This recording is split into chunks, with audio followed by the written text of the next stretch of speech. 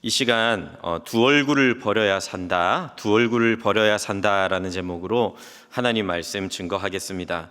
잘 알려진 중국의 36개라고 하는 병법이 있습니다. 그 중에 10개에 해당하는 소리장도라고 하는 말이 있습니다.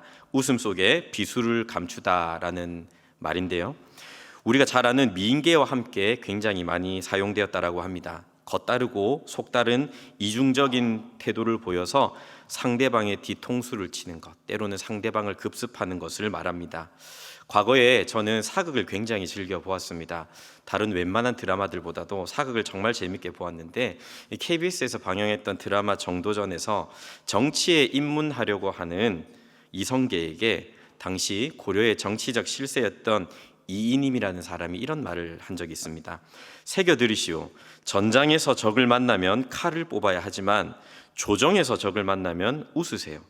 정치하는 사람의 칼은 칼집이 아니라 웃음 속에 숨기는 것입니다.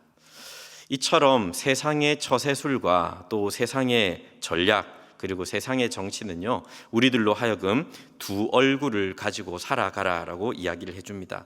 오늘날도 많은 사람들은 이런 방법대로 살아갑니다. 두 얼굴을 가지고, 세 얼굴을 가지고 교회와 세상에서, 가정과 사회에서 각각 다른 얼굴을 하며 다른 모습을 한 채 살아갑니다. 그러다 보니 자신의 진짜 얼굴, 우리들의 민낯을 잃어버린 채 살아갈 때가 얼마나 많은지 모릅니다. 하지만 우리가 읽었던 이 야고보서 말씀에서는요, 이 두 얼굴을 버려야만 우리가 산다라고 우리들에게 말해주고 있습니다. 야고보서라는 말씀은요, 로마 제국의 위협과 타협의 유혹을 견디면서 살아가고 있었던 흩어진 12지파들에게 보내어진 편지였습니다. 흩어진 12지파라고 하는 말은요, 신구약 하나님의 백성들을 통칭하는 말입니다. 그들 중에는 미혹되어서 진리를 떠난 자들이 있었습니다. 미혹되어서 진리를 떠난 자, 그들 중에서는요, 아예 교회를 떠난 자들도 있었을 것이고, 교회 안에서 이중적인 종교 생활을 하는 사람들도 있었을 것입니다. 야고보는 그런 자들을 돌아서게 하라는 목적으로서 이 야고보서라고 하는 편지를 쓴 것입니다. 그렇다면 어떻게 보면은요, 교회 공동체가 멀쩡하게 세워져 나가야 하고 신자는 믿음 생활을 반듯하게 해 나가야 하는데 왜 미혹되어서 진리를 떠난 자들이 생겨나게 된 것입니까? 야고보는요, 그 문제를 두 마음이라고 지적을 합니다. 그래서 야고보서 1장부터 5장까지를 쭉 살펴보노라면요, 야고보는 계속해서 이 두 마음을 가진 사람을 끊임없이 지적하고 있는 것을 우리는 발견할 수가 있습니다. 야고보는 기도를 하면서, 믿음으로 기도를 한다라고 하면서 의심하는 사람을 지적합니다. 또한 욕심 때문에 어려움을 당하면서 힘든 시간을 보내는데 그것을 하나님 탓으로 돌리면서 하나님께 시험을 당한다라면서 자기 자신을 속이는 사람을 지적하고요, 말씀을 듣고 행하지 않으면서도 스스로 나는 경건하다, 나는 성령 충만하다, 나는 신앙이 좋다라고 생각하는 사람을 지적합니다. 더불어서 사람을 가진 자와 못 가진 자를 가지고 차별하면서 스스로는 이웃 사랑을 실천한다라고 생각하는 사람, 선생이 되어서 말을 덕스럽게 해야 하지만 지옥불을 사르는 것 같은 말을 하는 그런 사람, 땅의 지혜로 살아가면서 마치 하늘의 지혜로 살아가는 양 외식하는 사람, 세상 친구처럼 세상에 버시면서 하나님의 버신 양 살아가는 사람, 선을 행할 줄 알고도 행하지 않는 사람, 부를 축적해놓고는요 가난한 사람을 착지하는 사람, 시련 중에 형제를 원망하는 사람을 보고 야고보 사도는 두 마음을 가진 자라고 지적을 계속해서 하고 있습니다. 그 중에서 우리가 읽었던 이 본문의 말씀은요, 믿음이 있다고 말하면서 그 믿음에 따른 행함이 전혀 없는 사람들을 지적하고 있습니다. 그런데 우리 오늘 본문을 읽다 보면 24절 말씀에서 우리들에게는 왠지 물음표가 생겨납니다. 이렇게 기록되어 있습니다. 이로 보건대 사람이 행함으로 의롭다 하심을 받고 믿음으로만은 아니니라. 이 말씀을 그저 겉으로만 보면은요, 사도 바울의 가르침과 정면으로 충돌이 되는 것처럼 보입니다. 사도 바울은 로마서 3장 28절에서 이렇게 말하였습니다. 그러므로 사람이 의롭다 하심을 얻은 것은 율법의 행위에 있지 않고 믿음으로 되는 줄을 우리가 인정하노라. 이렇게 상치되는 내용을 우리는 과연 어떻게 이해해야 하겠습니까? 요약적으로 설명드리기를 원합니다. 여기서 바울은요, 로마서 3장에서 그리스도인이 되는 것을 다루고 있습니다. 지금 사도 바울이 말하고 있는 행위라고 하는 것은요, 예수님을 믿는 믿음을 거부하는 율법의 행위를 가리킵니다. 그러니까 우리는 예수 믿는 믿음으로 구원받는 것이 아니라 율법의 행위로 구원받는다라고 할 때 그 율법의 행위를 가리키는 것이죠. 그래서 사도 바울은요, 율법의 행위가 아니라 믿음으로 그리스도인이 된다라는 말을 하기 위해 3장 28절의 내용을 설명했던 것입니다. 그런데 재밌는 것은 로마서를 꾸준히 읽어보면은요, 12장부터 16장까지는요, 예수 그리스도를 믿는 이 믿음에 합당한 행위에 대해서 이야기를 하는데, 그 내용이 야고보가 말하는 것과 매우 비슷하고 일맥상통하다라는 사실입니다. 반면에 야고보는 무엇을 다루고 있습니까? 이미 예수 그리스도를 믿는 그리스도인이 그리스도인으로 사는 것을 다루고 있습니다. 24절에서 야고보가 말하는 믿음은요, 행함이 없는 텅 빈 믿음을 가리키는 것입니다. 예수님을 믿는다라고 말하면서 아무런 행위도 나타나지 않는 그런 속빈 강정과 같은 그런 믿음을 가리키는 것입니다. 그리고 야고보가 지금 말하고 있는 행함이라고 하는 것은요, 그리스도를 믿는 믿음으로 말미암은 행위를 뜻합니다. 그러니까 이 행함 속에서는 응당 예수님을 믿는 믿음이 들어가 있는 것이죠. 그래서 로마서 12장부터 16장에서 말하는 내용과 뜻을 같이 합니다. 결국 바울과 야고보는 다른 말을 하는 것이 아닙니다. 다른 독자에게 다른 강조점으로 말을 한 것뿐입니다. 여기서 우리가 주목해야 할 사실은 바로 그것입니다. 믿음이 쓸고 지나간 삶에는 행함이라고 하는 흔적이 반드시 남게 된다라는 것입니다. 우리가 신자로서 예수 그리스도를 믿는 믿음으로 살아간다면 우리들의 삶에는요, 반드시 행함이라는 흔적이 남습니다. 우리 가정이 믿음으로 살아간다면 그 가정에는요, 행함이라는 흔적이 남습니다. 교회가 믿음으로 전심전력한다면 행함이라는 흔적이 반드시 남게 된다라는 것입니다. 그런데 거꾸로 설명해서 행함이 없다라는 것은요, 무엇입니까? 행함이 없는 믿음이라는 것은 결단코 존재 자체가 하지 않는다는 겁니다. 영혼 없는 몸이 죽은 것처럼 행함이 없는 믿음은 죽은 것입니다. 이 시간 우리는 본문의 말씀을 통해서 죽은 믿음과 반대로 살아있는 믿음에 대해서 살펴보기를 원합니다. 그래서 오늘 말씀을 통해서 우리가 살아있는 믿음을 가지고 살아계신 예수님과 동행하는 그런 신앙의 여정을 걸어가는 저와 여러분이 되기를 바랍니다. 먼저 우리는 죽은 믿음에 대해서 살펴보기를 원합니다. 본문에서는 죽은 믿음을 크게 두 가지로 이야기를 합니다. 먼저는 14절부터 17절까지 말씀을 가지고 말뿐인 믿음이 죽은 믿음이라고 우리들에게 가르쳐주고 있습니다. 14절과 16절을 읽어보면요, 무슨 유익이 있겠느냐라는 질문으로 마무리합니다. 그러니까 믿는다라고 하면서 행함이 없다면 그 믿음이 무슨 유익이 있겠느냐라는 이야기입니다. 본인 스스로는 믿음이 있다고 생각하고 말하지만 실제 삶 속에서는 믿음이 나타날 만한 행동이 전혀 없는 사람을 가리킵니다. 그리고 야고보는 이어서 실례로 교회 안에서 헐벗고 먹을 양식이 없는 형제 자매들에 대한 이야기를 다루고 있습니다. 교회 안에서요, 우리가 응당 형제라 부르고 자매라고 부르는 지체들이 입을 것이 없고 먹을 양식이 없습니다. 그런데 그런 이들을 향하여서 15절에 일용할 양식이 없는 데라고 하는 표현이 등장을 하는데, 이것은 현재 분사로 사용이 되었습니다. 끼니를 때우지 못하는 상황이 그저 일시적이고 몇 날 며칠만 가는 것이 아니라 계속해서 굶고 살았다라는 것입니다. 그런 이들에게 빵 하나 사주지 않으면서 어떤 이는 이렇게 말합니다. 16절에 평안히 가라, 덥게 하라, 배부르게 하라 라고 말합니다. 그러니까 이 사람들은 갈 곳이 없습니다. 정처가 없는 사람들입니다. 그런 사람들에게 참 마음이 어렵지, 힘들지, 외롭지, 평안하게 집으로 들어가라고 이야기를 하는 거예요. 입을 것이 없는 이들에게 요즘 날씨가 많이 춥지, 따뜻하게 롱패딩 같은 거 잘 입어. 먹을 것이 없는 사람에게 배고프지, 배부르게 먹어라고 말만 합니다. 겉으로 보면 좋은 말처럼 들립니다. 하지만 이것은요, 스스로 어려움을 극복하라는 너무나도 차가운 말입니다. 당신이 입을 것이 없든지 먹을 것이 없든지 어떤 고통을 받든지 당신의 고통을 나와는 상관시키지 말라는 따가운 표현이기도 합니다. 그런 자들에게 야고보 사도는 17절에서 이렇게 말합니다. 우리 17절 같이 읽겠습니다. 시작. 이와 같이 행함이 없는 믿음은 그 자체가 죽은 것이라. 신앙생활은 하나님 앞에서나 사람 앞에서나 립 서비스로 하는 것이 아닙니다. 빈수레가 요란하다라는 속담이 있는 것처럼 말이 많은 사람은 어떤 분야에서든지 실력이 없습니다. 그것이 사역일지라도, 그것이 신앙의 영역이라고 할지라도 말이 많은 사람 결단코 실력이 없습니다.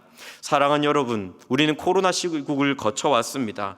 누군가는 이렇게 얘기했습니다. 코로나가 지나고 나면 한국 교회가 반토막이 나게 될 것이다. 굉장히 어려운 위기를 겪게 될 것이다 라고 이야기를 하였지만 여전히 하나님을 예배하는 남은 자들, 신실한 예배자들이 이 자리에 여전히 있습니다. 그런데요, 이 코로나 시국을 지나면서 주님의 몸된 교회를 지켜왔던 사람들은 어떤 사람들입니까? 이제 교회 큰일 났다, 앞으로 어떡하냐, 이리저리 부정적인 해석을 하고 분석을 내놓았던 말쟁이들이 아닙니다. 코로나 시국 속에서도 여전히 기도의 자리를 지켰던 사람, 예배의 자리를 포기하지 않았던 사람, 그리고 흩어져 있는 양떼를 돌보기 위해 문자 한 통이라도 전화 한 통이라도 이렇게 손을 내밀었던 그 분들이 오늘날까지 주님의 몸된 교회를 지켜왔던 것입니다. 저는 바라기를 우리가 말뿐인 신앙인이 되지 않기를 바랍니다. 몸으로 행동하고 보일 수 있는 신앙인 되기를 원합니다. 다음으로 야고보 사도는요, 어떤 믿음이 죽은 믿음이라고 이야기를 하느냐면요, 지식뿐인 믿음이 죽은 믿음이라고 이야기를 합니다. 18절과 19절은 이렇게 말씀합니다. 어떤 사람은 말하기를 너는 믿음이 있고 나는 행함이 있으니 행함이 없는 내 믿음을 내게 보이라. 나는 행함으로 내 믿음을 내게 보이리라 하리라. 내가 하나님 한 분이신 줄을 믿느냐? 잘하는도다. 귀신들도 믿고 떠느니라. 18절 말씀은요, 믿음과 행함이 별개라고 주장하는 사람이 있다는 것입니다. 그러니까 나는 믿음이 있지만 행함이 없어, 이런 사람들 교회 안에서도 우리 주변에서도 분명히 있습니다. 나는 예수님을 믿기는 믿는데 전혀 몸이 움직이지 않고 어떤 봉사에도 참여할 수가 없고 어떤 일도 할 수가 없어. 그러면서 나는 믿는다라고 착각하고 생각하고 살아가고 있는 것입니다. 하지만 야고보는 그런 주장에 전면으로 반박합니다. 왜 그렇습니까? 19절에 나와 있는데 그런 종류의 믿음은 귀신들도 가지고 있기 때문입니다. 귀신들은요, 하나님이 어떤 분이신지 너무나도 잘 압니다. 하나님이 어떤 일을 행하셨는지도 너무 잘 알고 있습니다. 심지어 이 귀신들은요, 하나님 앞에서 두려워 떨기까지 합니다. 하지만 그것은요, 무서워서 떠는 것 말고는 아무런 의미도 없습니다. 귀신들이 진정으로 살아있는 믿음을 가졌다면 두려움을 넘어서 하나님께 순종해야 합니다. 그러나 귀신들은 하나님을 무서워하면서도 계속해서 하나님을 대적합니다. 믿음과 행함을 별개로 생각한다면 그 믿음이라고 하는 것은요, 귀신들의 믿음과 별반 다를 것이 없다고 야고보 사도가 알려주고 있는 것입니다. 하나님을 아는 사람도 두려워하는 사람도 이 세상에는 많습니다. 심지어 불신자들도요, 천벌을 받을까 두려워할 때가 있습니다. 우리가 살아가다 보면 성경 말씀 몇 구절이 속담처럼 떠올릴 수 있는 그런 사람들을 만나기도 하고요, 교회 뜰을 밟고 살아가는 사람도 너무나도 많이 보게 됩니다. 하지만 그것을 보고 우리는 살아있는 믿음이라고 할 수는 없습니다. 믿음이라는 것은 지식의 영역이 아니라 관계의 영역이기 때문입니다. 우리가 믿는다라는 것은 무엇입니까? 우리들의 머리와 가슴, 손과 발이 모두 움직이는 것이 바로 믿음인 것입니다. 종종 신앙생활을 하면서요, 지적 욕구를 충족시키는데 과도하게 집착하는 사람들을 봅니다. 이 특정한 지식을 고수하기 위해서라면 거의 자신의 목숨을 걸기도 합니다.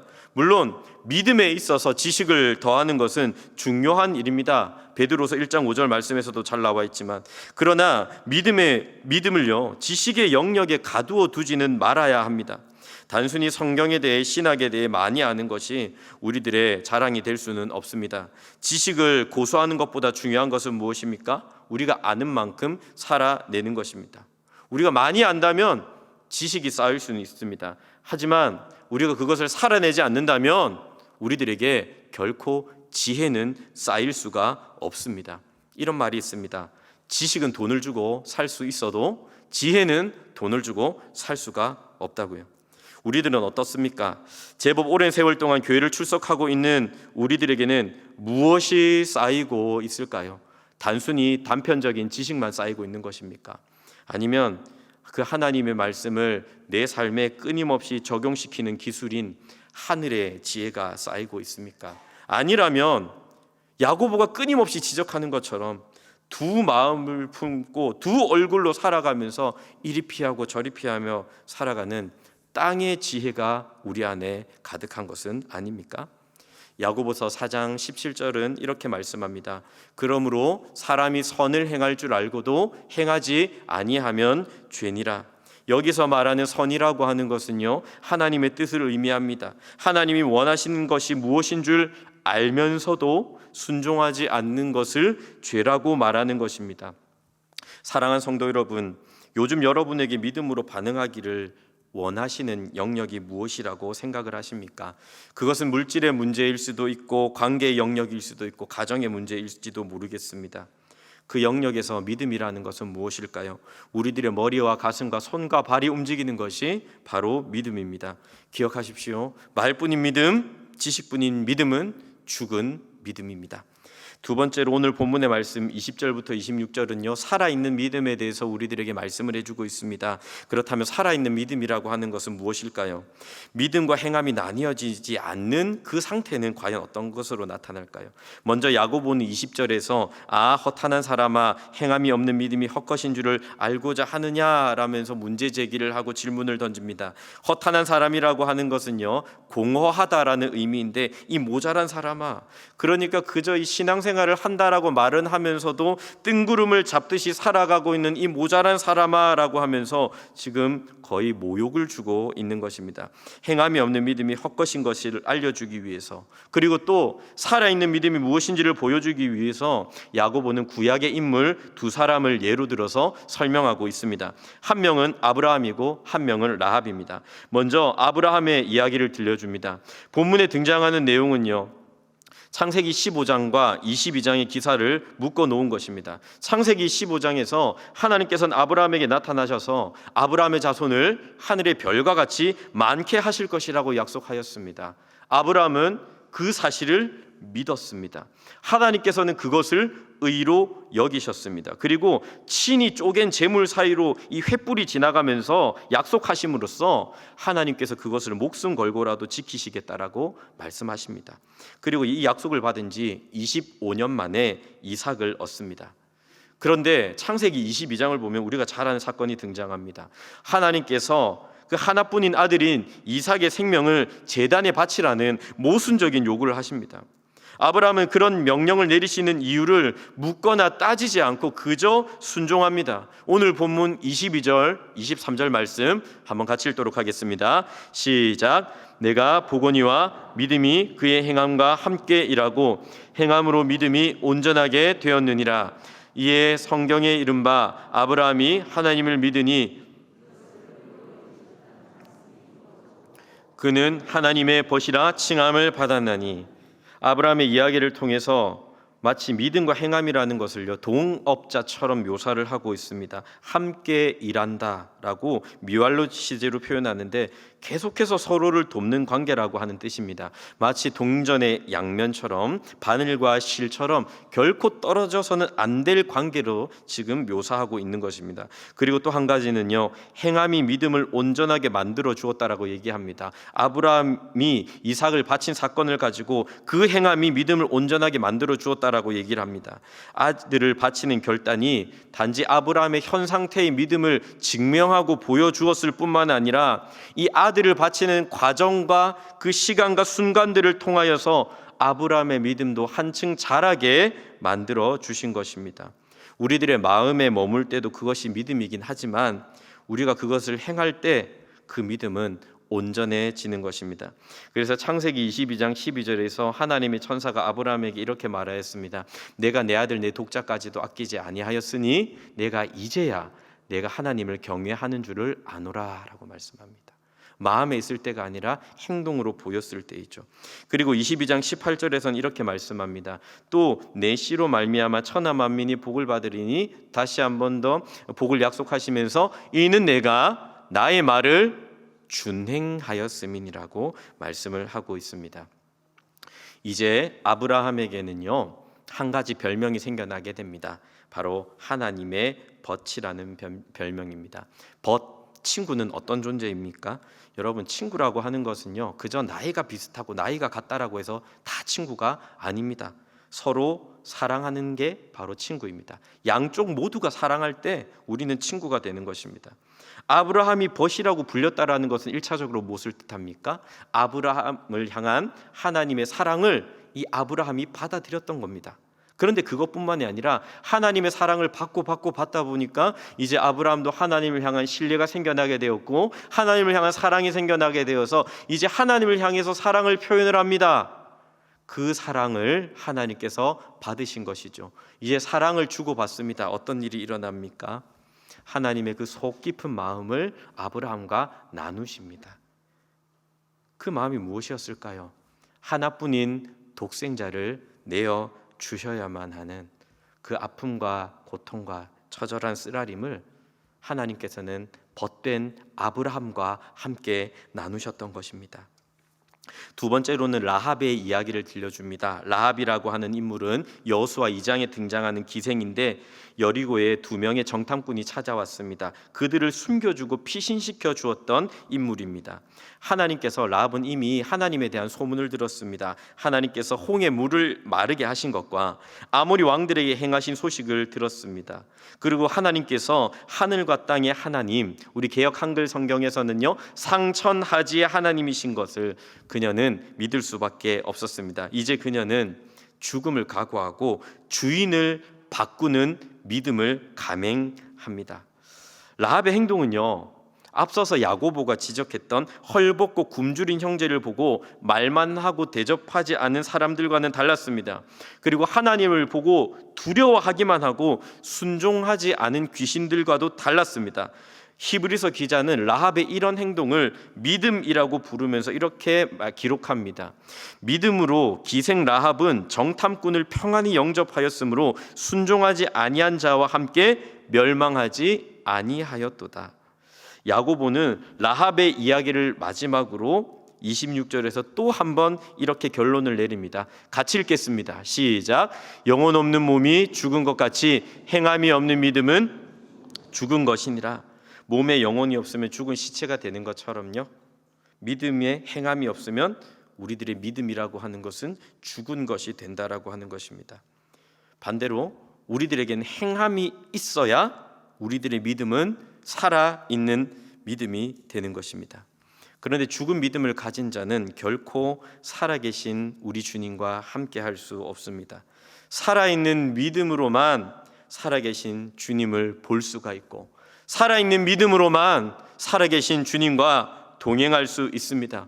또한 살아계신 주님과 동행하는 사람만이 그분과의 친밀함 속에서 살 수가 있습니다. 우리들의 참모습을 발견하게 되고요, 우리들의 속 깊은 모든 것들을 사람이 아닌 주님께 고백할 수 있게 되고요, 주님의 마음을 우리들의 마음으로 품게 되고요, 세상으로 떠난 영혼들을 돌이키는 일에 우리가 쓰임받을 수 있는 내적인 확신이 서게 되는 것입니다. 사랑하는 여러분, 두 마음을 품고 살아가는 사람은요, 두 얼굴을 가지고서 살아갑니다. 어쩌면 우리는 오랜 시간 동안에 신앙생활을 해온다라고 이야기는 하였지만 우리는 두 마음 품고 두 얼굴 가지고 그렇게 살아오지는 않았을까요? 하나님께서는 그것을 죽은 믿음이라고 말씀하십니다. 그리고 오늘 본문을 통해서 말씀하십니다. 너희 그 두 얼굴을 버려야 너희들의 믿음이 산다고 말입니다. 우리는 돌아서야 합니다. 말뿐인 믿음, 지식뿐인 신앙을 버려야 합니다. 아브라함처럼 라합처럼 한 마음 품어야 합니다. 그리고 아브라함과 라합의 공통점은 그들의 전부를 주님께 드렸다는 겁니다. 행함으로 온전한 믿음을 보일 수 있어야 합니다. 우리는 가정과 교회와 세상 속에서 두 얼굴 두 마음이 아니라 일관성 있게 믿음의 사람으로, 하나님의 사람으로, 예수 그리스도의 증인으로 살아가야 합니다. 이를 위해서 우리는 어떻게 살아가야 할까요? 저는 로마서 14장 8절 말씀으로 길을 찾고자 합니다. 로마서 14장 8절 말씀 한번 같이 읽도록 하겠습니다. 시작. 우리가 살아도 주를 위하여 살고 죽어도 주를 위하여 죽나니 그러므로 사나 죽으나 우리가 주의 것이로다. 이 말씀은 너무 좋은 말씀인데 그렇다고 해서 너무 비장하기만 한 말씀도 아닙니다. 어쩌면 당연한 말씀입니다. 우리가 예수 그리스도를 나의 주인으로 영접한 순간 우리는 주님의 것이 되었습니다. 아브라함처럼 라합처럼 주님이 나의 전부이심을 고백하면서 나의 전부를 주님께 드리는 것이 부담스럽고 껄끄러운 일이 아니라 당연한 것이라는 것, 더불어 주님께 내 전부를 드려도 우리가 손해보지 않는다라는 그 믿음이 우리 안에 필요한 것입니다. 사랑하는 여러분, 우린 날마다 말씀을 받습니다. 하나님의 말씀이 선포되었을 때 그것을 지식으로만 얻고 그것을 쌓아두는 것이 아니라 작은 움직임 하나라도 보일 수 있는 저와 여러분이 되시기를 바랍니다. 매주일 선포되는 그 하나님의 말씀을 받고요, 작은 것 하나라도 움직일 수 있는 저와 여러분들이 된다면 우리 몸된 울산교회는 살아있는 믿음의 사람들로 말미암아 풍성해지고 하나님의 역사가 일어나는 주님의 몸된 교회가 될 줄로 믿습니다.